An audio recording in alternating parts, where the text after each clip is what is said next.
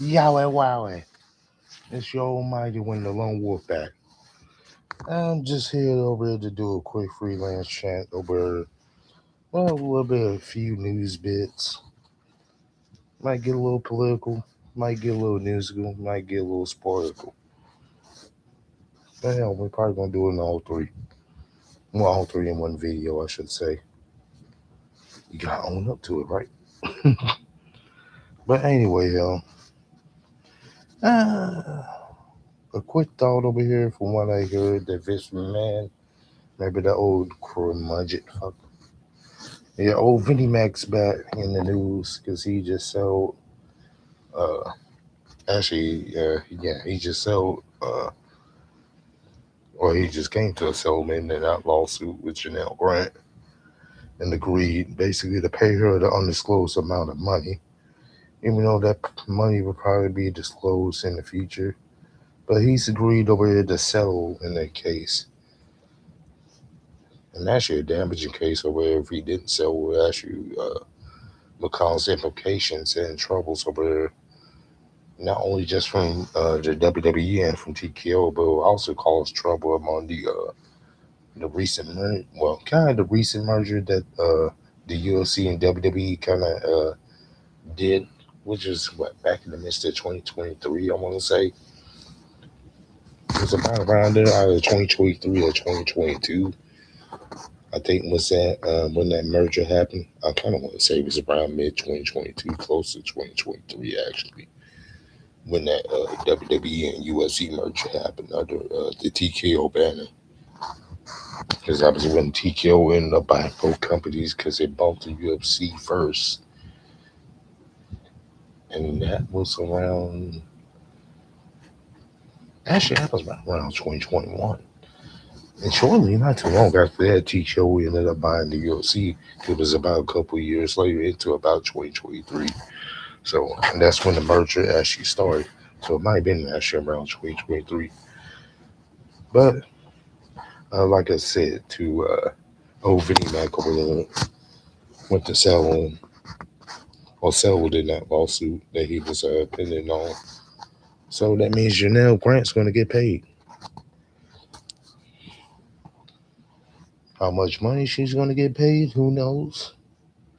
But we're guaranteed to know she's going to be a millionaire for sure. Yeah. Let's see. Quick news over there, precise for that. We got actually the recent quarterback, Brandon Swarsby, that supposedly might have finished out his college career at Texas Tech. Or so we thought. He's actually been granted an injunction after his original injunction from the appeals court over there was shut down. He went and got the he went and actually got an appeal. Well, yeah, he got an appeal tracked off to the judge, and the judge actually granted his appeal. So he's actually going to be eligible to play this upcoming college football season for Texas Tech. So I guess that's a good bonus for them. And then probably as far as news go, that's about it. Oh well, no, well, there's a little bit of political news. Hell, this as we got formally today, and I think it was probably a little bit earlier today and this morning. We got the orange orangutan president, Donald Jackass Trump. He actually got a nominated general. Well, he actually nominated a new attorney general in Todd Blanchie. Now all he has to do is send that nominee over there through the House of, I mean, well, not the House, but he has to get that nominee sent over there through the Senate over here to initiate the confirmation process. As for Blanchie himself, he's been serving as a acting attorney general since Pam Bondi got fired, which was like way back in April, hell. You know, in order for Blanchie over here to get the official job, he only needs a simple majority vote for his confirmation. So no 2/3 votes, just a simple majority, which I'll probably get done since the Senate is kind of fucking majority Republicans.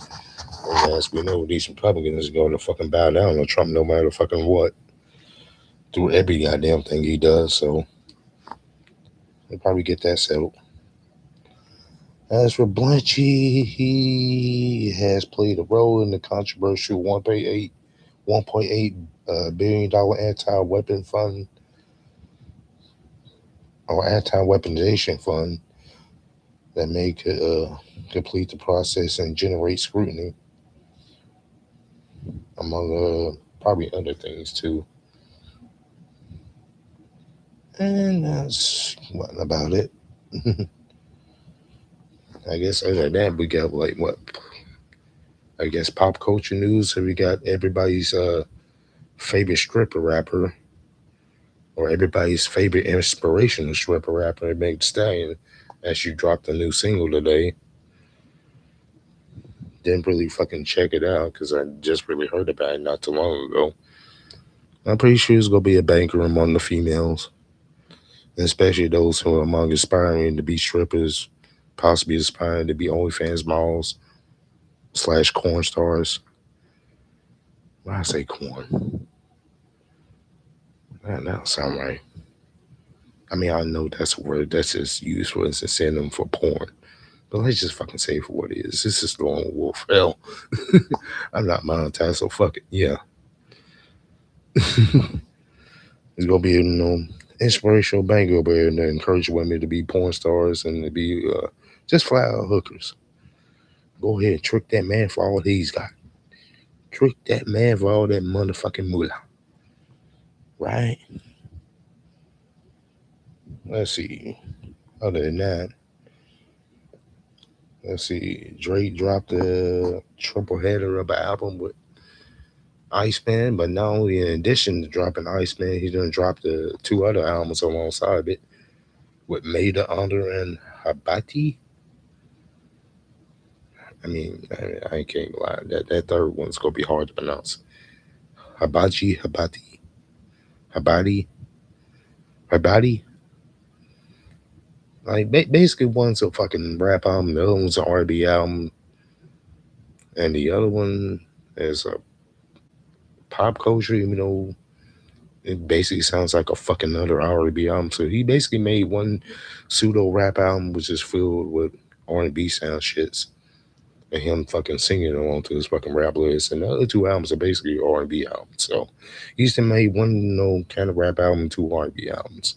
Good for him. I mean, I guess sort of good for him. Even though you took that all that goddamn time over to respond to Kendrick. Even after you, saying you was gonna take a break and not even touch the beef. But I'm not surprised over there because you can't let that shit go. And I wouldn't blame you though, hell. I mean, motherfuckers was lying on me about being a pedophile. They saying I'm motherfucking trying to sneak them around with young girls. I'll be pissed off with that shit too. I ain't gonna let that shit go. Hell. But you should have never been lying about that dude being a woman beater, him cheating on his wife. Talk about the great rap beef of 2024 between Drake and Kendrick. Boy, it sound like a bunch of hype bullshit to me, filled with lies on both sides. Talking about the great rap battle, I call it the great hype battle of 2024. So all that bullshit was. Motherfucking give me motherfucking Chris Brown versus old boy. That seems like that was a motherfucking battle.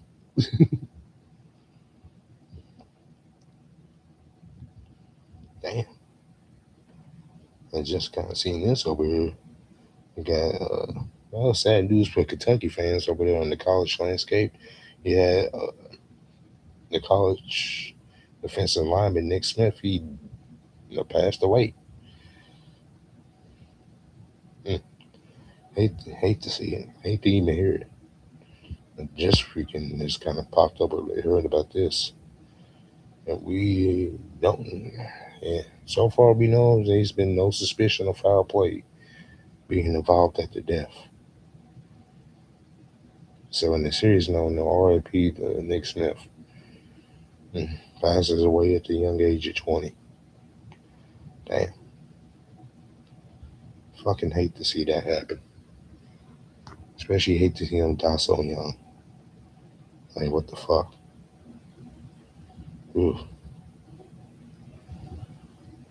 Let's see. Other than that, we got what? No Raw coming on tonight. I'll slightly pay attention to it because I'm more interested in Game 3 of the NBA Finals between the Spurs and the Knicks. With the Spurs coming down on the 0-2 hole, the Knicks are going into their home court actually super hype. And they're trying to make it, they're trying to make a commanding 3-0 lead, trying to go for that sweep. I mean, they've been successful in their last two series over there going for sweeps. Sweeping away on the motherfucking 76ers the way they did. Oh, yeah, and going into the Eastern Conference Finals and dismantling Cleveland. I mean, shit, the only tough series from the Knicks they had was like in the first round. And that was against the Orlando Magic, hell. And that one went to seven. But boy, I remember too, what was so bad about that motherfucking series too was that game seven. Or was it game six? I might be wrong. It was actually game six. Was the final game in that series. So the Knicks ended up getting the Magic 4-2. And that was after the Magic actually fought hard.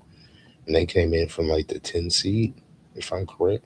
And then she got into the tournament themselves because they had I want to say tough display. Let me just look it up, hell. Because I think they was like the 10 seed going into that. Because they originally wasn't supposed to be the 8 seed.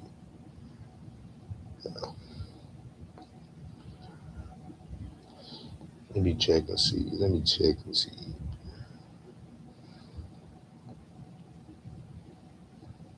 Huh? Probably a little bit earlier to the end with old Vinnie Mac. Yeah, he reached a settlement in a lawsuit that sought against, assault sexual misconduct documents, and that actually would have challenged the UFC and WWE merger. So it wouldn't have fucked up the merger over there. But that lawsuit would have went all the way through. And who knows, might have I wouldn't have nothing the motherfucker this merge. If I'm kind of saying that right, saying the right terminology that comes to that. Hell,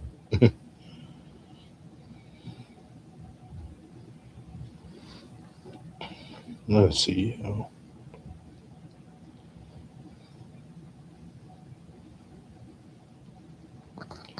Probably sad a bit news. At least I'm giving on that. Let me give my opinion on kind of what's been going on with MMA recently. Because I kind of forgot to. Well, I'm not sure if I mentioned the last video about Conor McGregor coming back to face Max Holloway again. I might have, might not. Probably need to check on that. But yeah, about that though, I'll believe it when I really see it. Hell, uh, other than that though, like this ain't nothing but like almost the recycled same thing they've been hearing about Conor for the last fucking what couple of years. At least what it feels like to me, shit. Because we've been hearing about Conor McGregor coming back to fight Michael Chandler, and that's been on multiple occasions. Hell, and not even to mention they what went through a whole fucking. Ooh,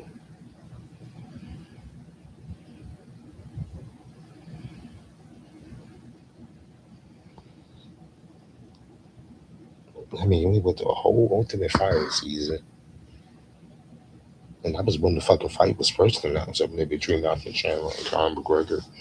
Because he announced that because he was doing the freaking Ultimate Fighter coaches season along with that. And they were so fucked up about that. Fucking Conor didn't even motherfucking agreed originally to that first fight over there with Michael Chandler, right? And as we all know why. Hell, go through with the season. That was like the weirdest season of Ultimate Fighter. 'Cause that was like one of the rarest, like one of the only seasons of the Ultimate Fire throughout its maybe 30 season career. This Ultimate Fire has been around for a long time.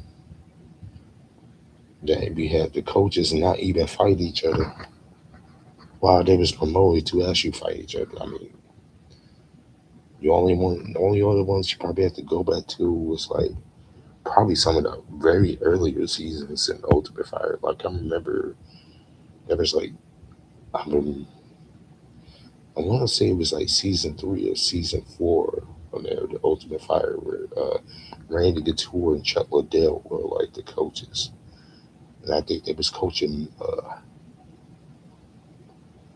I think they was coaching middleweights and welterweights, but they never ended up really fighting each other. Because around that time, Chuck was like still in the light heavyweight division, but he was like kind of close in at retirement. And Randy Couture was like after, kind of athlete being a heavyweight. I think that I think there was maybe another season where it was like that, but it was like maybe in the middle seasons down the line. Well, I really have to check on that.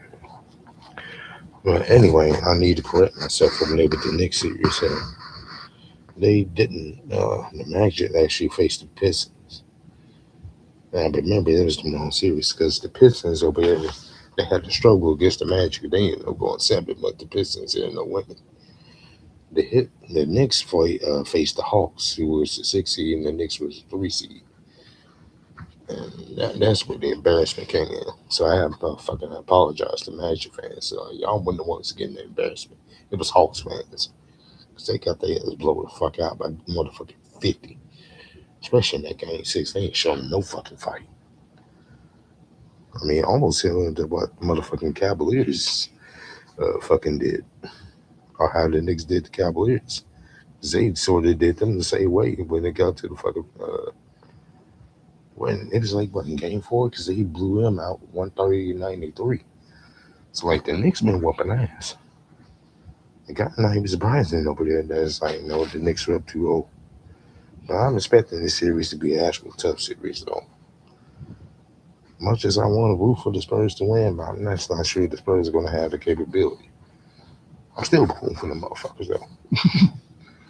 But yeah, this Knicks squad they got over here with motherfucking Brunson and the way Cat has been actually playing no bit surprising in the postseason, along with OG Aminobi, and with motherfucker Josh Hart, and you got Jose Alvarado like coming off the bench. Like, yeah, the Knicks got himself a motherfucking squad. Well, I'm surprised if they motherfucker take the chip. I don't think they're gonna sweep them though. And really, I mainly say that because motherfucking Mitch Josh through the coaching pedigree of motherfucking Greg Popovich ain't gonna let him do that. Because he's, with Mitch Johnson, he's under that Greg Popovich coaching tree. So, he has the attitude. But I will say this, though, for the motherfucking Spurs, though. In order for them to come back in this series and make this shit a tough series, I'm kind of looking solely at you, Wimby. You need to find a way to gain yourself some muscle. And not just over here from this series over there. Like, I would kind of expand this to more of a career thing. Like, in order for Wimby over here to dominate the league and truly dominate the league like they proclaim that he's about to do or is like coming close to do. And even though Wimby is stated for the record over there that he doesn't like to do this, but in order for you to dominate the league over there, like you gotta gain some muscle. Because it don't make no sense. When I see you over there in the Western Conference Finals, you're doing that whole series in the Western Conference Finals.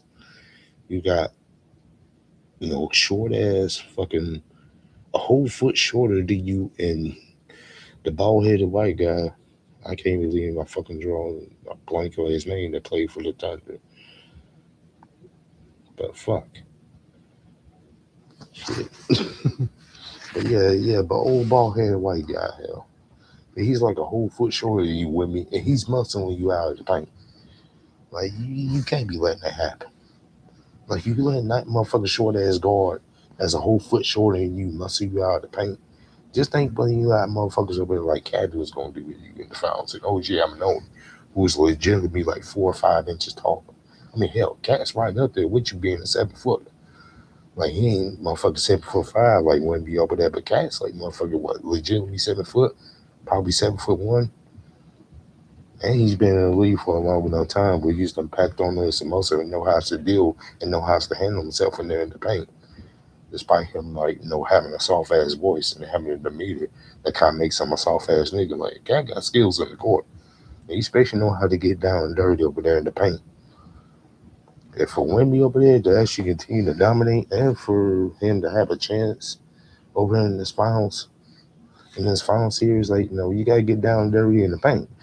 You gotta find a way to develop you some muscle, probably rather quickly if you want to have a chance and not get your ass swept. You know, along with probably the Spurs and the rest of the Spurs themselves, kind of like standing up to the moment. Because I understand with the Spurs over there, they're a very young team and they're like way ahead of schedule for them even doing being in the finals like this. But who knows over there? They possibly could pull it off because we said the same thing about the fucking Thunder last year, and they ended up winning the chip going all the way. And that team was a young team, still is a young team. Well, I mean, sometimes age is nothing but a number, rather it be on the older side or the younger side. Yeah. I mean, the Thunder proved it. I mean, the last year with them, even despite them being a young team. But hey, like, what's to say over the Spurs can't do it themselves? I mean, hell, even thinking about it, they just went 7 with the motherfucker defending champs, even including pulling them out when they own home floor in Game 7. Hell of a series that was. But boy, though, for the Spurs over here to make this shit competitive, though, like they gotta start busting these shots. And some of the young players over there, like the likes of Daniel Harper, Stephon Castle, Vassell, like y'all gotta step up to the plate. Y'all can't let the motherfucking moment be bigger than, or you can't, let the moment outbig yourself. That's what I should say, can't shrink in the moment. You gotta stand up to the moment. Even if you do fail, like you gotta stand up and own up to your failure. And after you own up to your failure, motherfucker have a blank mind and be like, okay, forget about that shit. Yeah, I fucked up. But motherfucker, I ain't gonna fuck up this time. I'm gonna motherfucking get this shit together. Yo, gotta keep having that mindset. You gotta bust your shots. Cause you got the defensive capability, But, you gotta motherfucking improve on that in the offense, You should have your offense bring and generate more through Wemby. And especially for you, Wemby, like, you gotta generate that offense in the paint. Like, we don't really need to be seeing you over there trying to do your press and pressure at Jokic. Hell, because even Jokic don't be motherfucking be busting threes like that. He does have the capability to do it. And he do be jamming them threes over there. But hell, most of the time you see Jokic get his points over, get his points over there is be working the points in the paint and working the mid range. Short mid range at that too, hell. And Wemby, kind of got to take an eye to that. Now, I will say for this, regardless if you win or you lose, I will say for Wemby, I think the one thing that he does need to do, well, besides from motherfucking packing on muscle, is he probably need to study like a few tapes of a few people, Like while you packing on that muscle, you need to probably study some tape of the key and Weishawn and see how he actually mixed up his post game over there. Because Raheem had the immaculate post game, but he also had the mixture of mixing up the mid range over there with his motherfucking post game. This is one of the reasons why Hakeem over there, became the dream. Guy needs to eat towards over there. Hell. And probably along with like doing that, he probably needs to get a toolage over there from David Robinson. And probably need, probably besides from that though, you need to have David Robinson lock him up in the gym. And probably have that motherfucker trained over there for the whole damn summer. Like, man, we gonna pack some muscle on there to you. Even if it's for a little bit, but you need to all the muscle you can get. Yeah. Because it shouldn't make no sense for motherfucking Alex Caruso with his short ass and the likes of motherfucking Jalen Williams to muscle your ass out of the paint and bully you out of the paint the way they did in the last series.